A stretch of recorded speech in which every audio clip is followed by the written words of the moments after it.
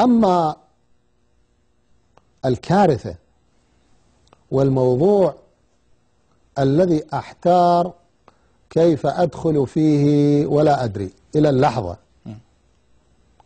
ما أعرف يعني هل أستطيع أن أدخل في هذا الموضوع وأخرج منه بسلام أم لا. فموضوع الجنس في رمضان، وأنا متردد بين الحديث وبين عدمه، ولكن ربما سأتكلم، ما أعرف، أنا راح أتكلم تلميحا أو تصريحا يعني. أنا سأتكلم وأرى نفسي أستطيع أن أستمر في هذا الموضوع أو لا أستمر. نعم. يدفعني لذلك بيان الحقيقة. نعم. ويردني عنه الحياء، ويدفعني إلى ذلك أنه لا حياء في الدين. هذه الفتوى اللغم الذي في هذه الفتوى ليس هذا. اللغم هو عندهم جماع موجب للجنابة، وعندهم جماع لا يوجب الجنابة. هل تعلم ما هو الجماع الذي لا يوجب الجنابة؟ هنا الكارثة. في الدبر. نعم. في الدبر؟ لا. أم ماذا؟ اقرأ، هسه نقرأ ونشوف. نعم تفضل. هذه الفتوى، طبعا هاي فتاوى مع رئيس الحوزة أنا دا أتكلم. نعم. يقول الجماع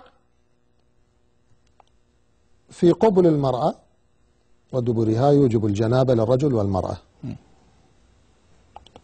ولا يترك الاحتياط في وطئ غير المرأة، في الواطئ والموطوء. منو غير المرأة؟ الرجل.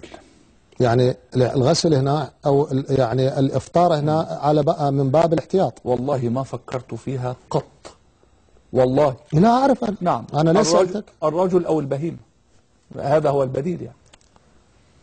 أنا ليش سألتك؟ نعم. لأنه إحنا أهل العراق نعرف الأمور ونعرف خفاياها. والله ما فكرت، طبعا والله أكيد ما فكرت فيها قط. نعم. عندهم إتيان الذكر لا يوجب الغسل إلا على سبيل الاحتياط. استغفر الله. راح أقرأ لك. نعم. يقول مما تتحقق به الجنابة الجماع، ويتحقق بدخول كذا في ومن نعم. وأما في غيرها يعني غير المرأة فالأحوط لزوما، الأحوط لزوما الجمع بين الغسل أو الغسل والوضوء للواطئ والموطوء. هاي غير المرأة. نعم. الأحوط لزوما الجمع بين من؟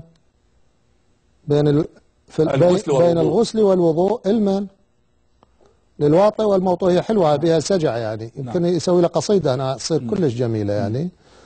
فيما إذا كان محدثين بالحدث الأصغر وإلا يكتفى بالغسل فقط. بربك اثنان يعملان عمل قوم لوط يرتكبان هذه الجريمة التي لم يعرفها العرب. لم يعرف العرب هذه الجريمة. فيقول هنا المفتي اللي هو زعيم الحوزة ورئيس الحوزة، يقول الأحوط لزومان أن يجمع هذان الملعونان بين الغسل والوضوء. طبعا هو ما يلعنهم، أنا دان عنهم. للواطئ والموطوء يجمعان متى؟ إذا كانا محدثين بالحدث الأصغر. نعم. يعني قبل هذا الفعل المجرم هم لم يكونا متوضئين. نعم.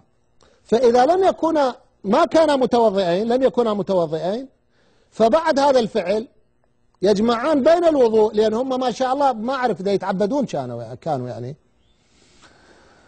يجمعون بين الغسل والوضوء. نعم. ولكن إذا كان قبل الفعل غير محدثين بالحدث الأصغر، يعني كانا متوضئين، ما يحتاج يتوضون. لا لأنه بمعنى أن عمل قوم لوط هذا لا يبطل حتى الوضوء. فيكتفي بالغسل الأخ، نعم. لأنه هو كان يتعبد. هذا اللي مقصود، يقول لك تعمد الجماع الموجب للجنابة نعم. من المفطرات. يعني قد يكون هذا، قد يكون قياسا على هذا الجماع لا يوجب الإفطار يعني. نعم.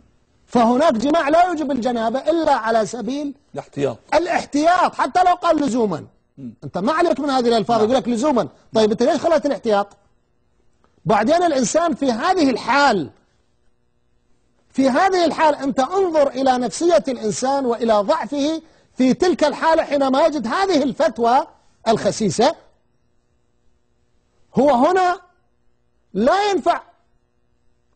ينفع هذا القيد لزوما، هذا لا ينفع. لماذا؟ لأنه هو في حالة نفسية وفي حالة جسدية، هو لا ينتبه إلى هذه الأمور، فيمارس أسوأ ما يمارسه إنسان من قذارة ومن فعل يعف عنه حتى الحيوان، لأن لا يعرف أن الحيوان يفعل هذا الفعل. والأخ المفتي زعيم الحوزة يفتي فتوى أنه إذا كان متوضعين قبل أن يعمل عمل قوم لوط لا يحتاجان إلى الوضوء، وإنما عليهما الغسل على الأحوط لزوما.